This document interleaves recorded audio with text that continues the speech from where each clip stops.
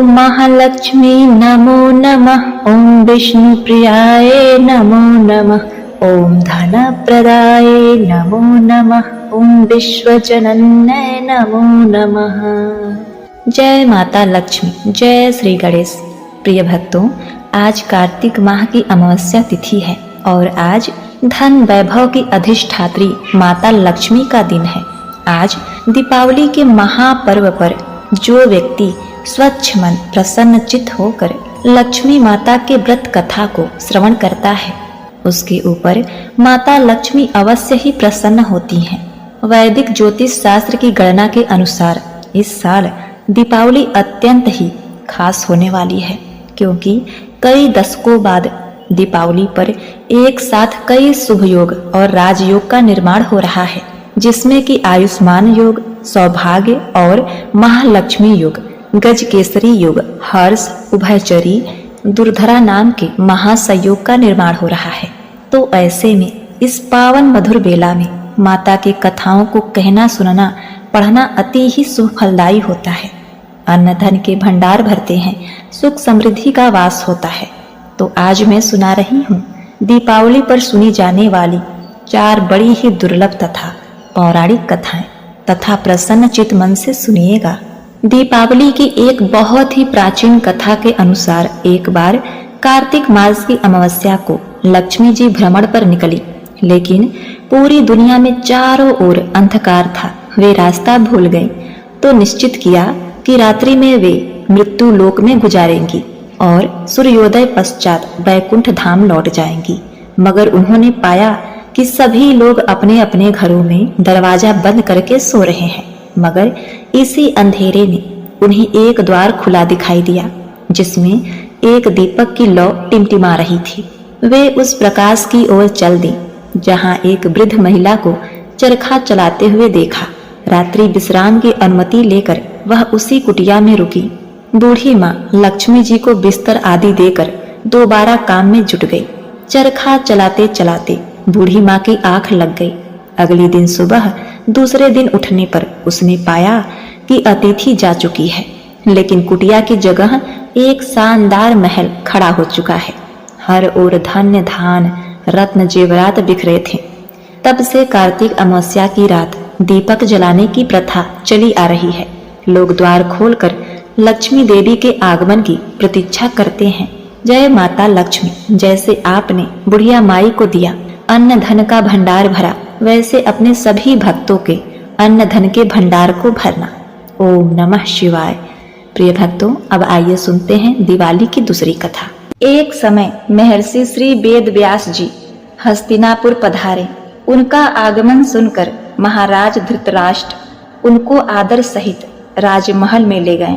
स्वर्ण सिंहासन पर विराजमान कर चरणोदक ले उनका पूजन किया। श्री वेद व्यास जी से माता कुंती तथा गांधारी ने हाथ जोड़कर प्रश्न किया, हे प्रभु मुनि, आप त्रिकालदर्शी हैं, अतः आपसे हमारी प्रार्थना है कि आप हमको कोई ऐसा सरल व्रत तथा पूजन बताइए जिससे हमारा राज लक्ष्मी, सुख संपत्ति, पुत्र पौत्रादि सब परिवार सुखी रहे। इतना सुनकर श्री वेद व्यास जी कहने लगे, हम एक ऐसे व्रत का पूजन व वर्णन करते हैं जिससे सदा लक्ष्मी जी का निवास होकर सुख समृद्धि की वृद्धि होती है। यह श्री लक्ष्मी जी का व्रत है, जिसे प्रति वर्ष अश्वनी कृष्ण अष्टमी को विधिवत किया जाता है। माता लक्ष्मी का व्रत पूजन करने से आप लोगों की राज लक्ष्मी में सदा अभिवृद्धि होगी। इस प्रकार व्रत करने का विधान बताकर श्री वेद व्यास जी अपने आश्रम को प्रस्थान कर गए। इधर समयानुसार भाद्रपद शुक्ल अष्टमी से गांधारी तथा कुंती अपने अपने महलों में नगर की स्त्रियों सहित व्रत का आरंभ करने लगीं। इस प्रकार 15 दिन बीत गए। 16वें दिन अश्विनी कृष्ण अष्टमी के दिन गांधारी ने नगर की सभी प्रतिष्ठित महिलाओं को पूजन के लिए अपने महल में बुलवा लिया। माता कुंती के यहाँ कोई भी महिला पूजन के लिए नहीं गई। साथ ही माता कुंती को भी गांधारी ने नहीं बुलाया। ऐसा करने से माता कुंती ने अपना बड़ा अपमान समझा। उन्होंने पूजन की कोई तैयारी नहीं की। जब पांचों पांडव युधिष्ठिर, अर्जुन, भीम, नकुल और सहदेव महल में आए तो कुंती को उदास देखकर पूछा, हे माता, आप इस प्रकार उदास क्यों हैं? आपने पूजन की तैयारी क्यों नहीं की? तब माता कुंती ने कहा, हे पुत्र, आज महालक्ष्मी जी के व्रत का उत्सव गंधारी के महल में मनाया जा रहा है। उन्होंने नगर की समस्त महिलाओं को बुला लिया और उनके 100 पुत्रों ने मिट्टी का एक विशाल हाथी बनाया, जिस कारण सभी महिलाएं उस बड़े हाथी का पूजन करने के लिए गांधारी के यहाँ चली गईं, लेकिन वे मेरे यहाँ नहीं आईं। यह सुनकर अर्जुन ने कहा, हे माता, आप पूजन की तैयारी करें और नगर में बुलावा भेज दें। हमारे यहाँ स्वर्ग से ऐरावत हाथी की पूजन होगी। इधर माता कुंती ने नगर में ढिढोरा पिटवा दिया और पूजन की विशाल तैयारी होने लगी। उधर अर्जुन ने बाण के द्वारा स्वर्ग से ऐरावत हाथी को बुला लिया। इधर सारे नगर में शोर मच गया कि कुंती के महल में स्वर्ग से इंद्र का ऐरावत हाथी पृथ्वी पर आकर पूजा जाएगा। समाचार को सुनकर नगर के सभी नर नारी, बालक एवं वृद्धों की भीड़ एकत्रित हो गई। उधर गांधारी के महल में हलचल मच गई। वहां एकत्र सभी महिलाएं अपनी अपनी थालियां लेकर कुंती की महल की ओर जाने लगीं। देखते ही देखते कुंती का सारा महल ठसाठस भर गया। माता कुंती ने ऐरावत को खड़ा करने हेतु अनेक रंगों के चौक पुरवाकर नवीन रेशमी वस्त्र बिछाए थे। नगरवासी स्वागत की तैयारी में फूल माला, अबीर, गुलाल, केसर हाथ में लिए पत्ती बध खड़े थे। जब स्वर्ग से ऐरावत हाथी पृथ्वी पर उतरने लगा तो उसके आभूषणों की ध्वनि गूंजने लगी। ऐरावत के दर्शन होते ही जय जयकार करके नारे लगने लगे। सायंकाल के समय इंद्र का भेजा हुआ हाथी ऐरावत माता कुंती के भवन के चौक में उतर गया। तब सब नर नारी ने पुष्पमाला, अबीर, गुलाल, केसर आदि सुगंधित पदार्थ चढ़ाकर उनका स्वागत किया। राज पुरोहित द्वारा ऐरावत पर महालक्ष्मी जी की मूर्ति स्थापित करके वेद मंत्रोच्चारण द्वारा पूजा किया गया। नगरवासियों ने भी महालक्ष्मी पूजन किया। फिर अनेक प्रकार के पकवान लेकर ऐरावत को खिलाएं और जमुना का जल उसे पिलाया गया। राज पुरोहित द्वारा स्वास्तिक वचन करके महिलाओं द्वारा महालक्ष्मी का पूजन कराया गया। 16 गांठों वाला डोरी लक्ष्मी जी को चढ़ाकर अपने अपने हाथों में बांध लिया। ब्राह्मणों को भोजन कराया गया। दक्षिणा के रूप में स्वर्ण आभूषण, वस्त्र आदि दिया गया। तत्पश्चात महिलाओं ने मिलकर मधुर संगीत लहरियों के साथ भजन कीर्तन कर संपूर्ण रात्रि महालक्ष्मी व्रत का जागरण किया। दूसरे दिन प्रातः राज पुरोहित द्वारा वेद मंत्रोच्चारण के साथ जलाशय में महालक्ष्मी जी की मूर्ति का विसर्जन कर दिया गया। फिर ऐरावत को विदा कर इंद्रलोक को भेज दिया।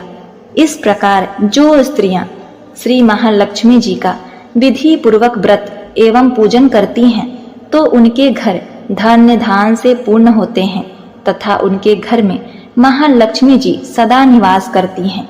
प्रिय भक्तगणों, पूजा करते समय यह मंत्र अवश्य बोलें। महालक्ष्मी नमस्तुभ्यं नमस्तुभ्यं सुरेश्वरी, हरि प्रिय नमस्तुभ्यं नमस्तुभ्यं दयानिधे। जय माता लक्ष्मी, जय श्री हरि। ओम नमः शिवाय। प्रिय भक्तों, अब आइए सुनते हैं तीसरी कथा।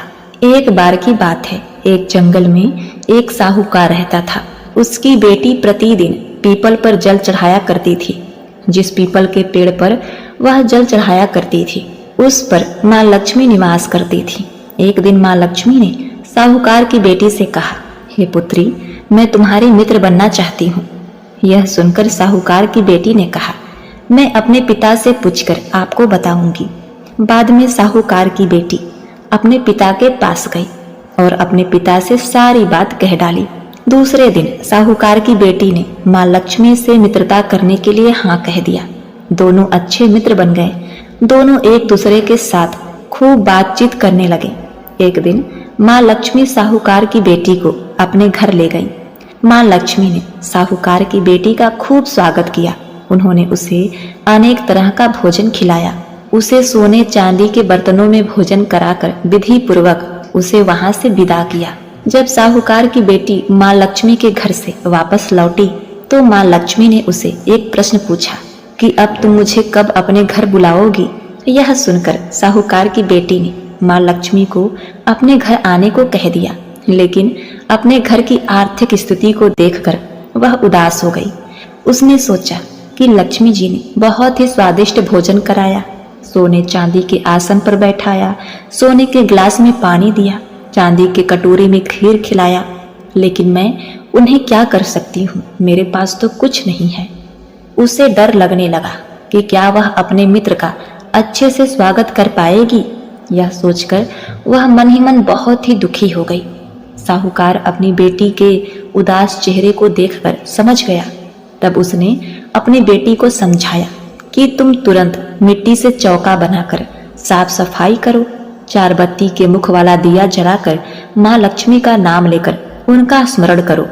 पिता की यह बात सुनकर उसने वैसा ही किया। उसी समय एक चील किसी रानी का 9 लखा हार लेकर उड़ रहा था। अचानक वह हार साहूकार की बेटी के सामने गिर गया। अब साहूकार की बेटी ने जल्दी से वह हार बेचकर भोजन की तैयारी की। थोड़ी देर बाद भगवान श्री गणेश के साथ माँ लक्ष्मी साहूकार की बेटी के घर आई। साहूकार की बेटी ने दोनों की खूब सेवा की। उनकी सेवा को देखकर माँ लक्ष्मी बहुत ही प्रसन्न हुई और उन्होंने उसकी सारी पीड़ा को दूर कर दिया। इस तरह से साहूकार और उसकी बेटी धनवान हो गए और धनवान की तरह जीवन व्यतीत करने लगे। हे माता लक्ष्मी, जिस प्रकार आपने साहूकार की बेटी को दिया, साहूकार को दिया, उस प्रकार अपने सभी भक्तों को देना। कथा को कहने वाले, सुनने वाले, हुंकारा भरने वालों को देना। जय माता लक्ष्मी। प्रिय भक्तों, अब आइए सुनते हैं चौथी कथा। किसी नगर में एक साहूकार था। उसकी बहू रोज भोजन करते समय कथा कहानी सुनाती थी। एक दिन उसने अपनी सासू को कहानी सुनने को कहा तो सास ने मना कर दिया और कहा, मुझे अभी अपनी पूजा करनी है। उसने फिर अपनी जेठानी से कहा कि हे जेठानी जी, आप मेरी कहानी सुन लो। उसने भी मना करते हुए कहा कि मुझे तो अभी खाना बनाना है। उसने फिर अपनी देवरानी से कहानी सुनने को कहा तो उसने भी बहाना बना दिया कि बच्चे को देखना है। उसने फिर अपनी ननद को कहानी सुनने को कहा तो उसने भी मना कर दिया और उसने कहा, मुझे कहीं जाने की तैयारी करनी है। फिर क्या था, वह राजा के पास भी गई और राजा से बोली, हे महाराज, आप मेरी कहानी सुन लीजिए। मेरी कहानी कोई नहीं सुन रहा, आप ही सुन लो। तो राजा ने कहा, मुझे तो व्यापार देखना है, कहानी का समय नहीं है। उसकी यह मनोदशा देखकर भगवान उसके लिए स्वर्ग से विमान भेजते हैं। स्वर्ग से विमान आया देखकर उसकी सास भी भागकर जाने के लिए आती है, लेकिन बहू मना कर देती है कि आपको तो पूजा करनी है। फिर जेठानी आती है, तब वह कहती है कि आप कैसे चलोगी, आपको तो खाना बनाना है। तो उसको भी वह मना कर देती है कि तुम अपने बच्चों का ख्याल रखो। ननद आती है तो वह कहती है, तुम्हें तो ससुराल जाने की तैयारी करनी है ना, सो तुम वह करो। अब राजा आते हैं और कहते हैं, मैं चलता हूँ तुम्हारे साथ। लेकिन बहू कहती है, तुम्हें तो कारोबार राजपाट संभालना है, तो उसे संभालो। आखिर में पड़ोसिन आती है और कहती है, बहन मैं तुम्हारे साथ चलूंगी। तब बहू कहती है, हाँ तुम मेरे साथ चलो, क्योंकि एक तुम ही हो जिसने कार्तिक के पूरे माह मेरी कहानी सुनी है। दोनों विमान में बैठकर स्वर्ग जाने लगे। तभी रास्ते में ही बहू को अभिमान हो गया कि मैंने कार्तिक के पूरे माह व्रत किया और कहानी कही, इसीलिए मुझे स्वर्ग का वास मिल रहा है। लेकिन मेरी पड़ोसन ने तो कहानी केवल सुनी है, व्रत नहीं किया, फिर भी मेरी वजह से इसे भी स्वर्ग का वास मिल रहा है। बहू यह विचार मन में सोचते जा रही थी कि अचानक भगवान ने वहीं से उसे विमान से नीचे फेंक दिया। उसने पूछा, भगवान मेरा अपराध तो बता दीजिए कि आपने ऐसा क्यों किया। भगवान बोले, तुम्हें अभिमान हो गया है, इसीलिए तू यहीं धरती पर रह। अब तू आने वाले 3 साल तक दीपावली तक व्रत करोगी और कथा कहानी कहोगी, सुनोगी। तभी तुम्हें स्वर्ग की प्राप्ति होगी। हे विष्णु जी, हे लक्ष्मी माता, आप अपने सभी भक्तों को वैकुंठ का वास देना। जय श्री कृष्ण। ओम नमः शिवाय। प्रिय भक्तगणों, अब आइए सुनते हैं 5वीं कथा। बहुत समय पुरानी बात है। एक भील जाति का राजा जिसका नाम था अज और उसकी पत्नी प्रेम पूर्वक अपने भील जाति के प्रजा के साथ रहा करते थे। उसकी पत्नी ने एक सुंदर बालिका को जन्म दिया। बालिका का नाम श्रमणा रखा गया। वही श्रमणा आगे चलकर सबरी कहलाई। अज और उसकी पत्नी बेटी को पाकर बहुत खुश थे। सबरी अपने माता पिता की आंखों का तारा बन चुकी थी। सबरी को प्रकृति से बहुत ज्यादा लगाव था। वह हर पल प्रकृति से बात करती रहती थी। उसे जानवरों से बहुत ही ज्यादा लगाव था। वह रात दिन जानवरों की चिंता में ही रहती थी। जानवर प्रेम के अलावा उसे एक और प्रकार का प्रेम हो गया था। वह था भगवान से प्रेम। वह भगवान की पूजा अर्चना में लीन रहने लगी थी। लोग उसे भक्त बुलाने लगे थे। सबरी के माता पिता उसकी इस भक्ति भाव को देखकर चिंता में रहने लगे। वे सोचते थे कि अगर सबरी इसी तरह से भगवान की भक्ति में लीन रहती है तो आगे चलकर कहीं वह जोगन न बन जाए। बस इसी चिंता के चलते सबरी के माता पिता ने उसका विवाह तय कर दिया। एक दिन उसके पिता खूब सारे जानवर घर में लाए। जब उन जानवरों को उसने घर में आते देखा तो उसे अचंभा हुआ। उसने अपने पिता से पूछा, हे पिताश्री, आप इतने सारे जानवरों को घर में क्यों लाए हैं? तो इस प्रश्न पर सबरी के पिता ने कहा, पुत्री, मैं इन सभी जानवरों को तुम्हारे विवाह के लिए लाया हूँ। तुम्हारा विवाह होगा तो इन्हीं जानवरों का मांस पकाया जाएगा और दावत दिया जाएगा, इसीलिए इतने सारे जानवर लेकर आया हूँ। यह सुनते ही सबरी की आंखों में आंसू आ गए। वह जो जानवरों से बहुत ज्यादा प्रेम करती थी और उसके पिता जानवरों को मारने का सोच रहे थे। उसने मन ही मन सोचा कि उसे शादी नहीं करनी जहां पर किसी की जान के साथ खिलवाड़ हो। सबरी ने तुरंत ही सोचा कि वह शादी से पहले ही अपने गांव से भाग जाएगी। ऐसे में जानवरों की जान भी बच जाएगी और उसकी शादी भी नहीं होगी। फिर क्या था? सबरी ने ज्यादा न सोचते हुए घर से भागने का पूरा मनसा बना लिया। रात को जब सब जने सो गए तो उसने जानवरों को भी छोड़ दिया और वह भी गांव छोड़कर भाग गई। भागते हुए वह ऋषि मुख पर्वत पर आ पहुंची। वह पर्वत ऐसा था कि उस पर्वत पर केवल ऋषि मुनि ही रहा करते थे। सबरी ने सोचा वह जगह उसके लिए सबसे उपयुक्त होगी।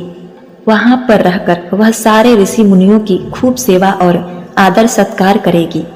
परंतु ऋषि मुनियों को जब पता चला कि वह भील जाति से संबंधित है तो सभी ने सबरी को अपनाने से मना कर दिया। वह सबरी को बहुत खरी खोटी सुनाते हैं। हर दिन के अपमान के चलते ही सबरी बहुत दुखी रहने लगी। वह उसी पर्वत पर अपना अलग आशियाना बनाकर रहने लगी। फिर एक दिन क्या हुआ कि मतंग ऋषि उसकी कुटिया में आए। सबरी ने कहा, हे ऋषि महाराज, आप कृपा करके मेरी कुटिया में मत आइए। अगर आप ऐसा करेंगे तो आप अशुद्ध हो जाएंगे। इस पर ऋषि मतंग ने सबरी से कहा, पुत्री, मैं बिल्कुल भी दूषित नहीं होऊंगा। इंसान का मन बहुत ही साफ होना चाहिए, ना कि तन। यह शब्द सुनते ही सबरी के आंसू छलक आए। ऋषि मतंग ने सबरी को अपनी बेटी मान लिया और उसे अपने साथ अपने आश्रम ले गए।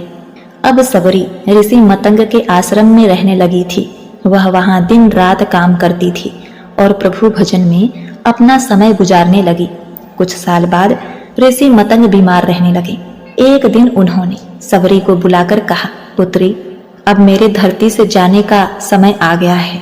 अब मैं कुछ ही दिनों का मेहमान हूँ। इस बात पर सबरी बोली, पर पिताजी, आप ही मेरे जीवन का आधार हैं। अगर आप अपनी देह त्याग देंगे तो मैं भी ऐसा ही करूंगी। इस बात पर ऋषि मतंग ने सबरी को समझाया। वह देह इसलिए नहीं त्याग सकती क्योंकि उससे मिलने साक्षात भगवान श्री रामचंद्र जी आएंगे। इस बात पर सबरी को कुछ तसल्ली हुई। अब क्या था, ऋषि मतंग ने अपनी देह त्याग दी। अब सबरी प्रतिदिन भगवान राम की राह देखने लगी। प्रतीक्षा करते करते वह बूढ़ी हो गई। फिर एक दिन ऐसा सुनहरा अवसर आया जब भगवान राम खुद चलकर सबरी से मिलने आए। उस दिन सबरी का जन्म सफल हो गया। आखिरकार में सबरी ने भगवान रामचंद्र के सामने अपनी देह त्याग कर दी। एक बार प्रेम से बोलिए जय श्री हरि। मातु लक्ष्मी करी कृपा, करो हृदय में वास, मनोकामना सिद्ध कर, पुरहु मेरी काज। सिंधु सुता विष्णु प्रिय, नत सिर बारंबार, रिद्धि सिद्धि मंगल प्रदे, नत सिर बारंबार। यही मोर अरदास, हाथ जोड़ विनती करूं, सब विधि करूं सुहाव, जय जननी जगदम्बिका। सिंधु सुता मां सुमिरो तोहि, ज्ञान बुद्धि विद्या दो मोहि। तुम समान नहीं कोई उपकारी, सब विधि पुरहु आस हमारी। जय जय जगत जननी अंबिका, सबके तुम ही हो स्वावलंबा। तुम ही हो घट घट के वासी, विनती यही हमारी खासी। जग जननी जय सिंधु कुमारी, दीनन की तुम हो हितकारी। बिनओ नित्य तुम्हारी महारानी, कृपा करो जग जननी भवानी। केहि विधि स्तुति करो तिहारी, सुधि लीजय अपराध विसारी। कृपा दृष्टि चितओ मन ओरी, जगत जननी विनती सुन मोरी। ज्ञान बुद्धि जय सुख की दाता, संकट हरो हमारी माता। क्षीर सिंधु जब विष्णु मथायो, 14 रत्न सिंधु में पायो। 14 रत्न में तुम सुख राशि, सेवा की जो प्रभु बनी दासी। जब जब जन्म जहाँ प्रभु लीन्हा, रूप बदलतः सेवा कीन्हा। स्वयं विष्णु जब नर तनु धारा, लीनऊ अवधपुरी अवतारा। तब तुम प्रकट जनकपुर माही, सेवा कियो हृदय पुलकाही। अपनायो तेहि अंतर्यामी, विश्व विदित त्रिभुवन की स्वामी। तुम सब प्रलय शक्ति नहीं आनी, कहतक महिमा कहूँ बखानी। मन क्रम वचन करे केवाई, मन इच्छित वांछित फल पाई। तजी छल कपट चतुराई, पूजहि विविध भांति मन लाई। और हाल में कहो बुझाई, जो यह पाठ करे मन लाई। ताहो कोई कष्ट न होई, मन इच्छित फल पावे फल सोई। त्राहि त्राहि जय दुख निवारिणी, त्रिविधि ताप भव बंधन हारिणी। जो यह चालीसा पढ़े और पढ़ावे, इसे ध्यान लगा कर सुने सुनावे। ताको कोई न रोग सतावे, पुत्र आदि धन संपत्ति पावे।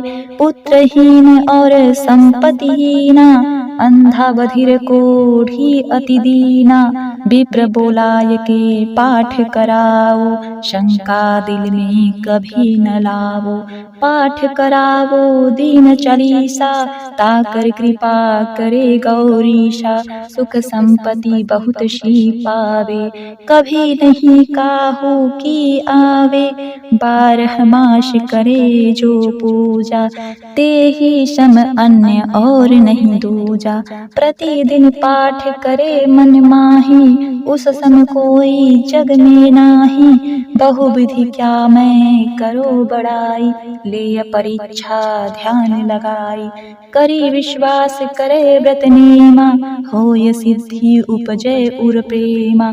जय जय लक्ष्मी महारानी, सब में व्यापित जो गुण खानी। तुम्हरो तेज प्रबल जग माही, तुम सबको दयाल कहु नाही। मोहि अनाथ की सुधि अब लीजय, संकट काटी भक्ति मोहि दीजय।